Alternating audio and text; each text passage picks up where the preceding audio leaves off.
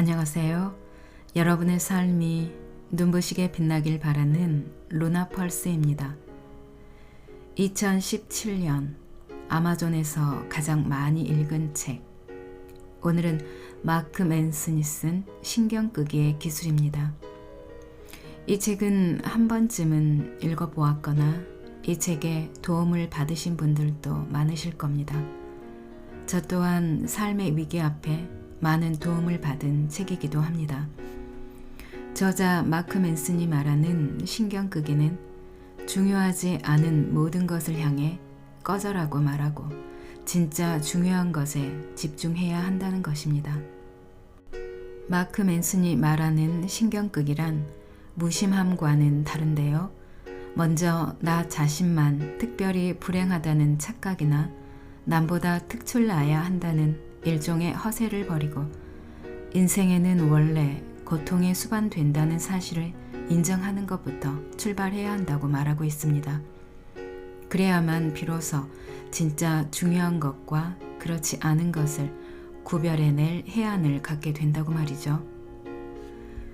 신경 끄기의 기술은 무조건 믿고 노력하는 것만으로 인생이 특별해지거나 행복해지는 것은 아니며 앞뒤 따지지 않는 긍정은 오히려 독이라는 것입니다.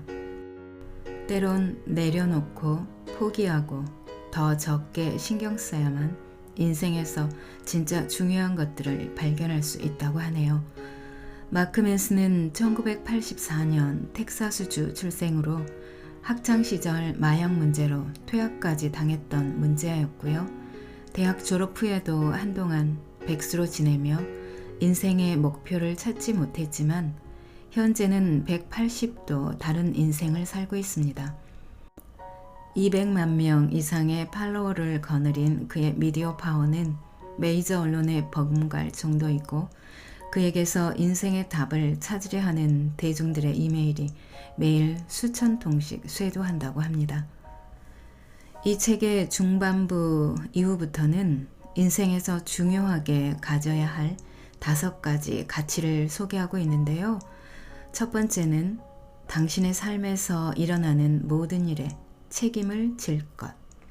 두 번째, 당신이 옳다는 확신을 내려놓고 언제든 실수하고 틀릴 수 있다는 가능성을 받아들일 것. 세 번째는 실패를 두려워하지 말 것. 네 번째는 거절할 것.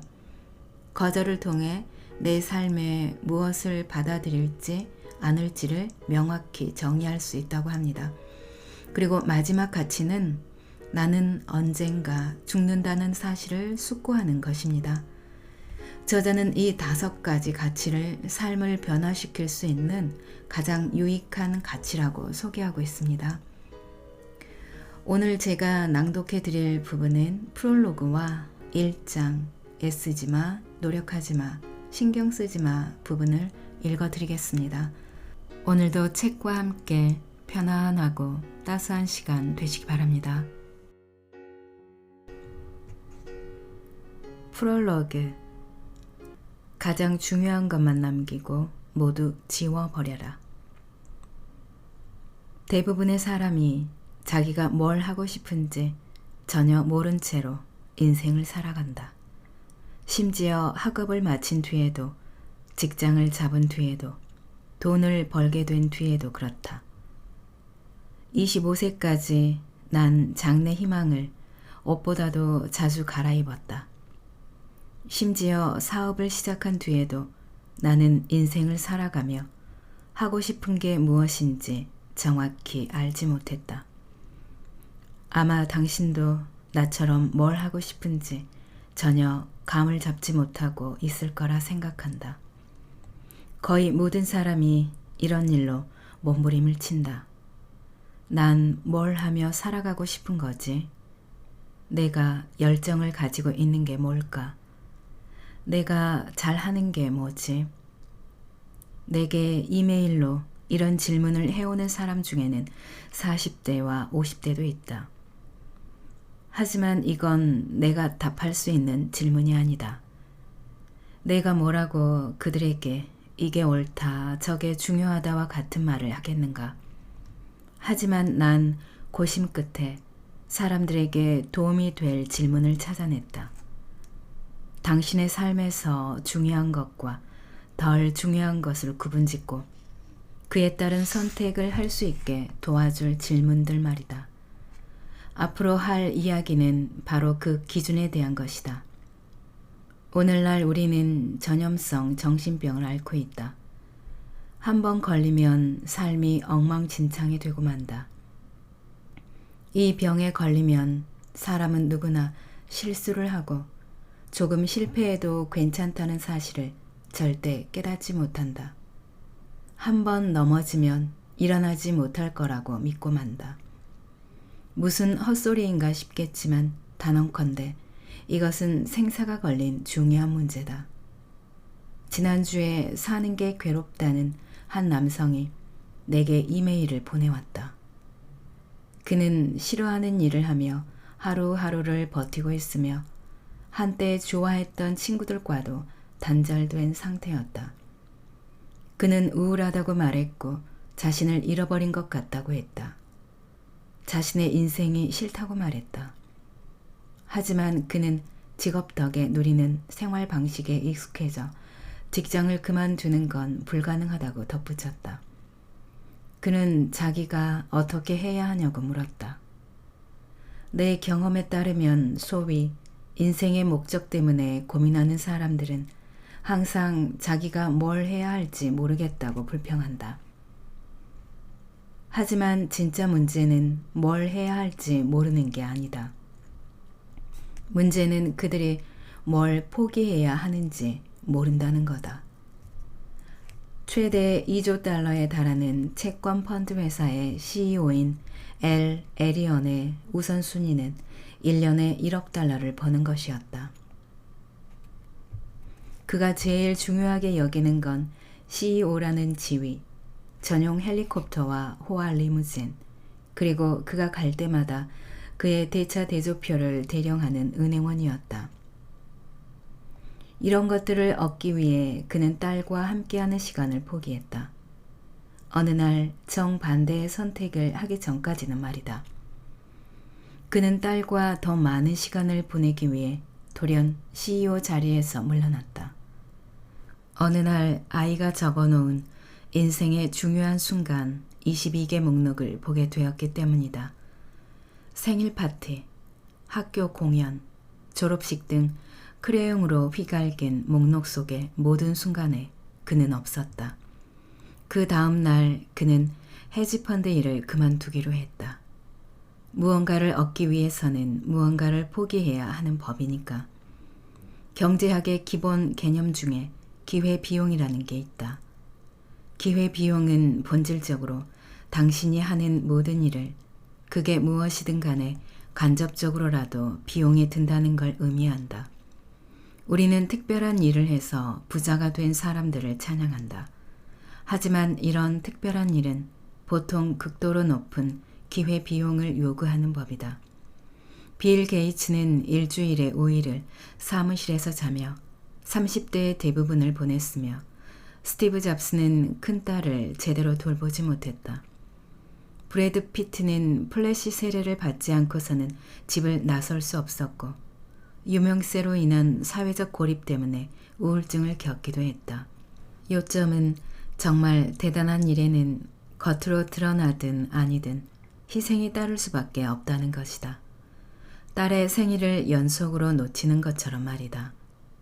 모든 걸 가지려는 사람, 즉 인생의 버킷리스트를 모두 채우려 하는 사람은 아무것도 잃지 않는 인생을 살려고 하는 것과 같다. 어떤 부족함도 용납하지 못하는 태도, 모든 걸 가져야 한다는 믿음이 인생을 지옥의 무한궤도에 빠지게 만든다. 우리에게 필요한 것은 신경 끄기의 기술이다. 이 기술은 삶의 방향을 재조정하고 중요한 것과 그렇지 않은 것을 구분하게 해주는 단순한 방법이다. 이 능력을 발달시키면 이른바 실용적 깨달음이라는 것을 얻을 수 있다. 영원한 행복이라느니 모든 시련의 끝이라느니 하는 약장수가 하는 말이 아니다. 실용적 깨달음이란 삶이 늘 어느 정도 고통스럽다는 사실을 순순히 인정하는 것을 뜻한다. 즉, 우리가 무슨 일을 하며 어떻게 살아가든 인생은 실패, 상실, 후회를 수반하고 마지막엔 죽음이 찾아온다는 것을 받아들이는 것이다. 삶이 우리에게 끊임없이 던지는 엄청난 고난들을 순탄하게 받아들일 때 우리는 비로소 천하무적이 될 수 있다. 단언컨대 고통을 극복하는 유일한 길은 고통을 견디는 법을 배우는 것이다. 나는 당신의 문제나 고통 자체를 덜어주는 데는 관심이 없다. 바로 이것이 내가 솔직하다고 말할 수 있는 이유다. 이 책은 위대함으로 향하는 길을 알려주는 안내서가 아니다. 위대함이란 그저 우리 마음이 만들어낸 환상이자 우리가 스스로에게 강요한 가짜 목적지 혹은 내 머릿속의 아틀란티스이기 때문이다. 대신 나는 고통을 도구로, 트라우마를 힘으로, 그리고 문제를 조금 더 나은 문제로 바꿔놓을 것이다. 이것이 진정한 발전이다. 이 책을 고통으로 가는 길을 알려주는 안내서로 생각하라. 어떻게 하면 그 길을 더 따뜻하고 겸손하고 의미 있게 살아갈 수 있을지를 알게 될 것이다. 무거운 짐에 짓눌리면서도 한 발 더 나아가고 엄청난 두려움에 떨면서도 잠시 마음 놓고 쉬며 결국엔 스스로의 눈물을 비웃게 될 것이다. 나는 원하는 바를 성취하는 법을 알려줄 생각이 없다. 대신 포기하고 내려놓는 법에 대해 말할 것이다. 인생의 목록을 만든 다음 가장 중요한 항목만 남기고 모두 지워버리는 방법을 안내할 것이다. 눈을 감고 뒤로 넘어져도 괜찮다는 것을 믿게 해줄 것이다. 신경을 덜 쓰는 기술을 전할 것이다.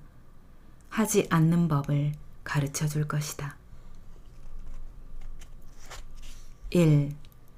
애쓰지 마, 노력하지 마, 신경 쓰지 마. 세상에서 자기 개발소와 가장 거리가 먼 남자. 미국 문단에서 언더그라운드의 전설이라 불리던 찰스 부코스키. 그는 주정뱅이, 바람둥이, 노름꾼, 망나니, 구두쇠, 게으름뱅이였으며 설상가상으로 시인이기도 했다. 그로부터 인생살이에 관한 조언을 얻으려 한다거나 그의 이름을 자기 개발서에서 보리라고 기대하는 사람은 아마 아무도 없을 것이다. 그래서 부커스키는 이 책을 시작하기에 그야말로 완벽한 인물이다. 그는 작가가 되고자 했다. 그러나 수십 년 동안 투고를 했음에도 그의 작품은 잡지와 신문, 학술지, 에이전트, 출판사에서 번번이 퇴짜를 맞았다. 그들은 부코스키의 작품이 소름 끼치게 조잡하고 역겨우며 추잡하다고 평가했다. 거절을 당할수록 실패의 무게는 그를 짓눌렀고 결국 그는 알코올 중독과 우울증에 빠져 죽는 날까지 헤어나지 못했다. 부코스키는 원래 우체국 사무원이었다. 뒷골이만한 월급의 대부분을 술을 퍼마시는 데 써버리고 나머지는 경마장에서 날렸다. 밤이 되면 낡아빠진 타자기 앞에 앉아 홀로 술잔을 기울이며 머리를 쥐어짜 시를 쓰기도 했으며 고주망태가 되어 마룻바닥에 널브러졌다가 그대로 아침을 맞이하기 일쑤였다. 그렇게 30년을 흘려보냈다.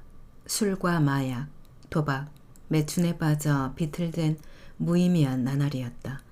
실패와 자기 혐오로 점철된 세월을 지나 50세가 되었을 때 작은 독립출판사의 편집자가 웬일인지 그에게 흥미를 보였다. 편집자는 그에게 큰 계약금을 제시할 수도 높은 판매 부수를 약속할 수도 없었다. 하지만 이 주정뱅이 루저에게 묘하게 끌린 나머지 모험을 해보기로 했다. 난생 처음 부코스키에게 일생일대의 기회가 찾아온 것이었다. 자신에게 이런 기회는 10중 8구 다시 오지 않을 것을 알고 있던 그는 편집자에게 답장을 보냈다. 둘 중 하나를 선택해야겠군요. 우체국에 남아서 돌아버리거나 나가서 작가 놀이를 하며 굶거나. 전 굶기로 결정했습니다. 계약서에 사인을 마친 부코스키는 불과 3주 만에 자신의 첫 장편 소설을 내놓았다. 제목은 그냥 우체국이라고 붙이고 헌정사는 이 책을 아무에게도 바치지 않습니다 라고 썼다. 그는 단숨에 성공한 소설가이자 시인으로 발돋움했다. 6편의 소설과 수백 편의 시를 출간해서 200만 부가 넘는 책을 팔았다. 그의 인기는 모든 이의 예상을, 무엇보다 자신의 예상을 뛰어넘었다. 부코스키의 이야기와 같은 성공담은 미국 문화를 설명할 때 결코 빠질 수 없는 요소이다. 그의 삶은 아메리칸 드림이 무엇인지 생생히 보여준다. 누군가 목표를 위해 분투하며 끝까지 포기하지 않다가 결국 그 허황된 꿈을 이루는 이야기 말이다. 사실 그런 건 영화에나 일어날 법한 일인데도 우리 모두가 이렇게 말한다. 봤지? 부코스키는 포기를 모르는 사람이었어. 절대 멈추지 않고 끈질기게 노력했지. 항상 자신을 믿고 온갖 역경을 헤쳐나간 끝에 성공한 거야. 그런데 이상하게도 부코스키의 묘비에는 이런 글귀가 적혀 있다. 예쓰지 마. 책이 날개 돋친 듯 팔리고 명성을 얻었음에도 부코스키는 루저였고 스스로도 그걸 알았다. 그가 성공한 건 위너가 되려는 열망 때문이 아니었다. 그는 자신이 루저임을 받아들였고 그것을 숨김없이 글로 풀어내 성공할 수 있었던 것이다. 부코스키는 한평생 자신이 생겨먹은 대로 살았다. 그의 천재성은 엄청난 역경을 극복했다거나 출세해서 당대의 문어가 되었다는 점에 있지 않다. 오히려 그 반대다. 부코스키는 자신을, 특히 가장 못난 모습을 숨김없이 오롯이 드러냈으며 결점을 태연하게 세상과 나누었다. 그의 천재성은 이런 단순한 능력 안에 있다. 부코스키가 성공한 진짜 이유는 자신의 실패에 초연했기 때문이다.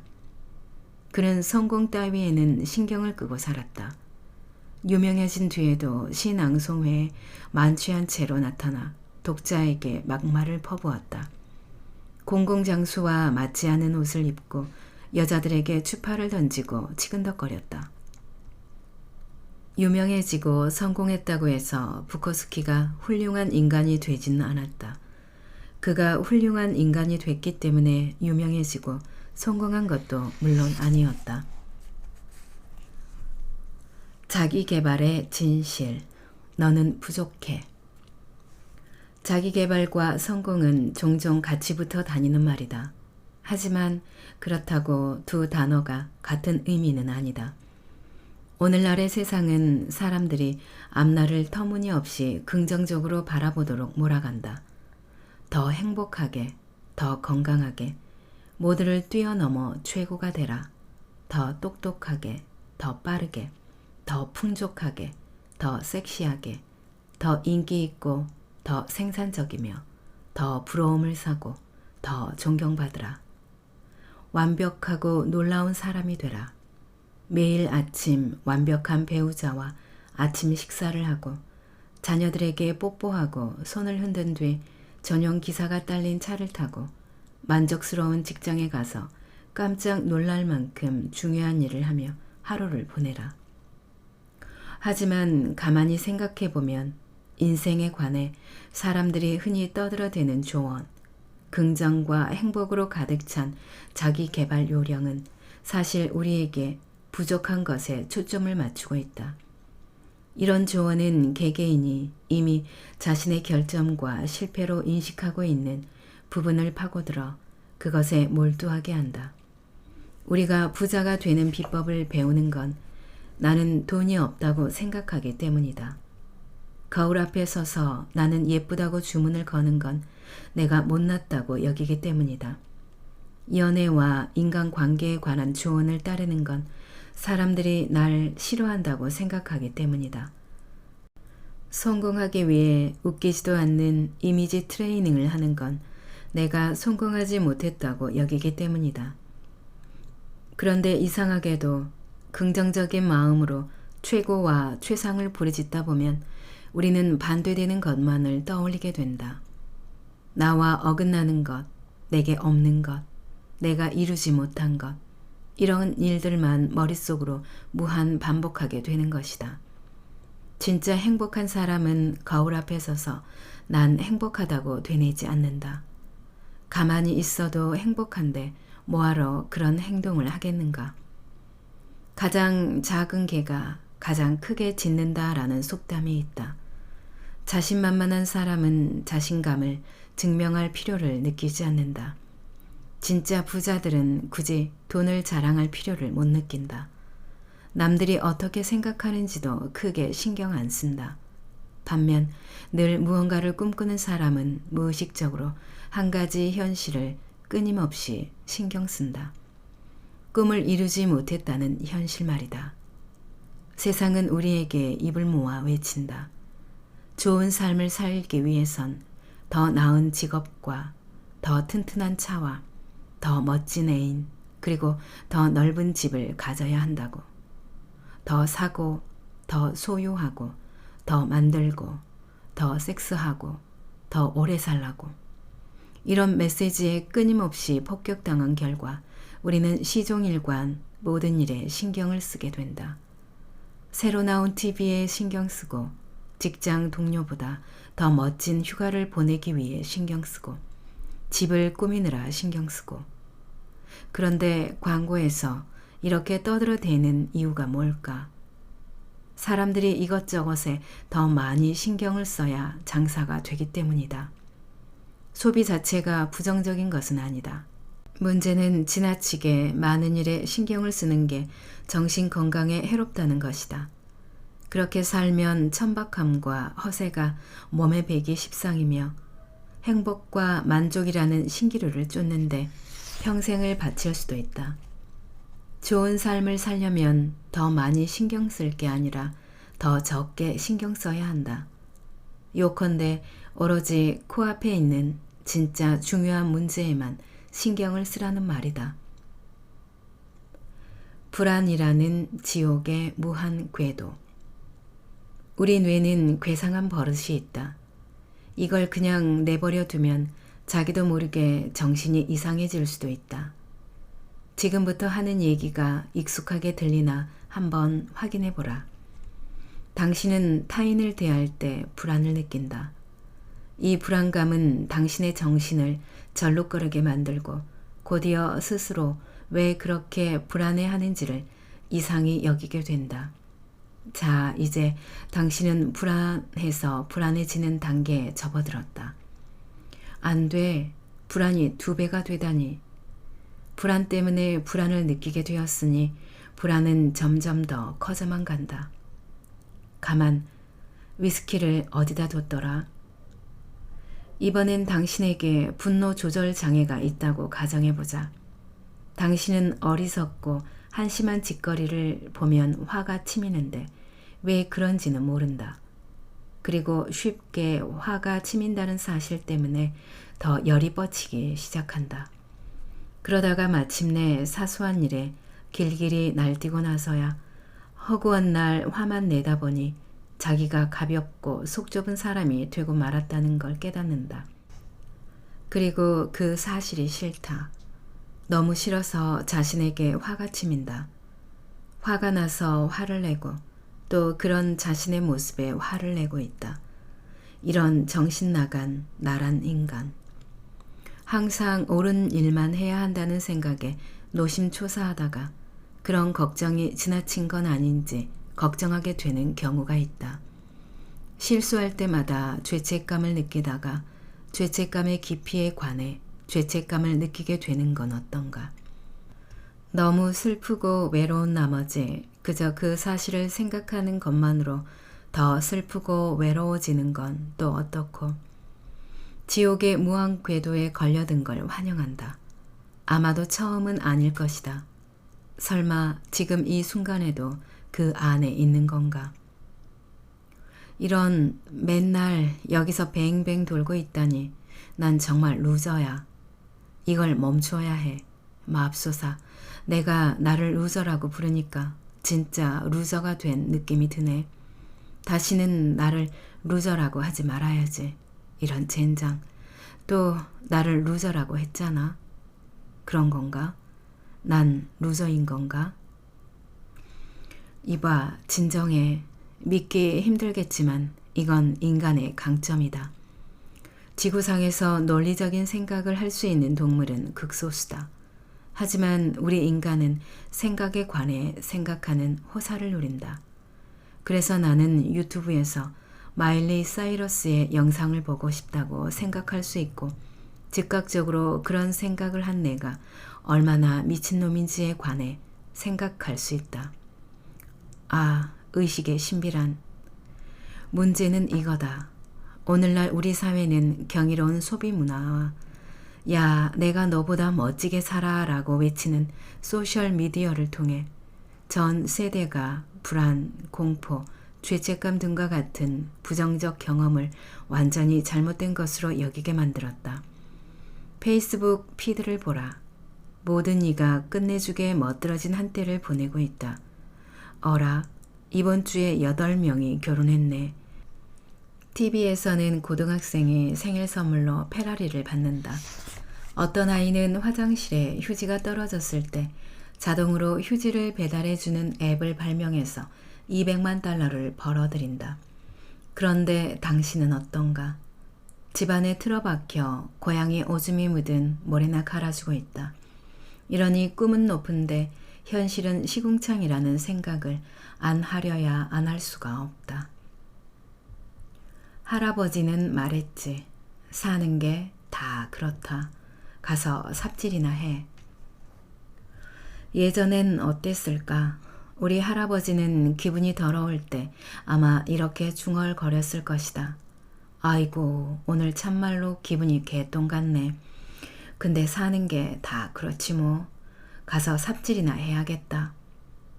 지금은 어떨까?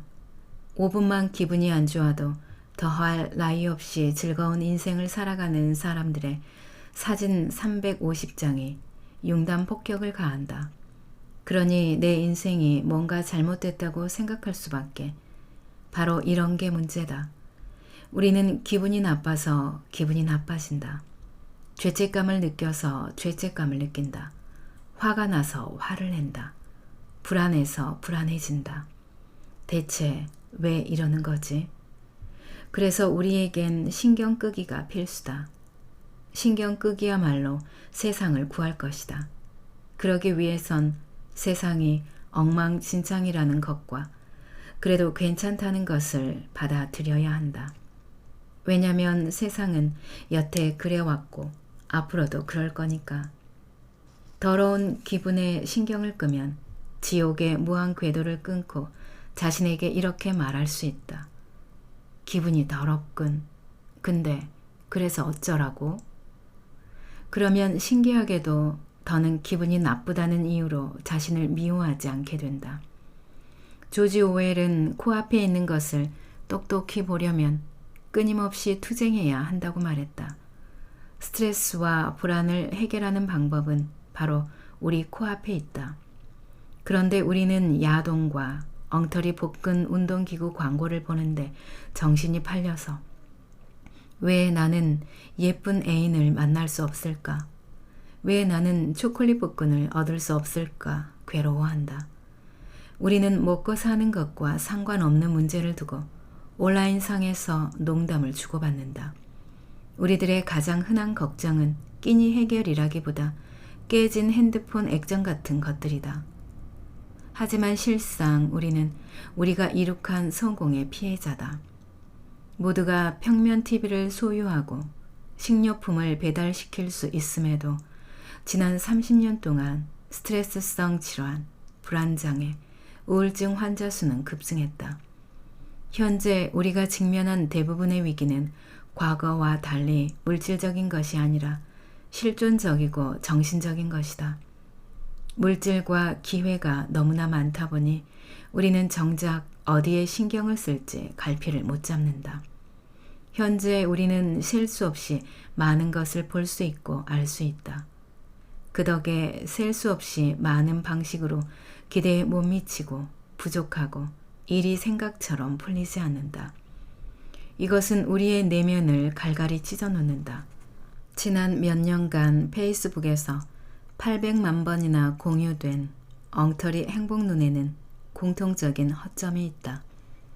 이런 개똥 철학에 대해 사람들이 모르는 점은 다음과 같다.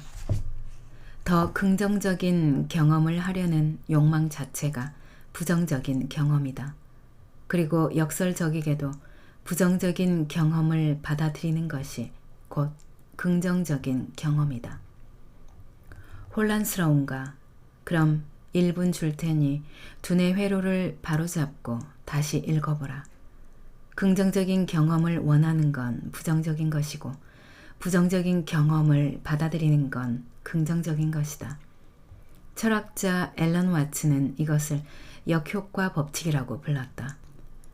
이 법칙에 따르면 기분을 끌어올리려 하면 할수록 점점 더 불행해진다. 뭔가를 바라는 행위는 무엇보다 내가 그걸 갖지 못했음을 강조하기 때문이다.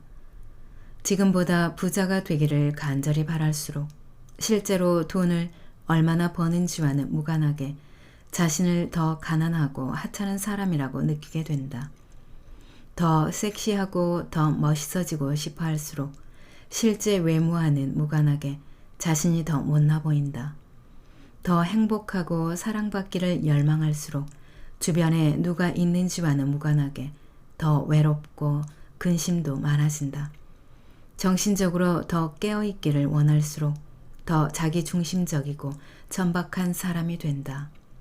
이건 마치 술에 취했을 때 집으로 다가가려 하면 할수록 집이 멀어졌던 느낌과도 같다. 애쓰지 마, 노력하지 마, 신경 쓰지 마. 실존주의 철학자 알베르 까미는 말했다.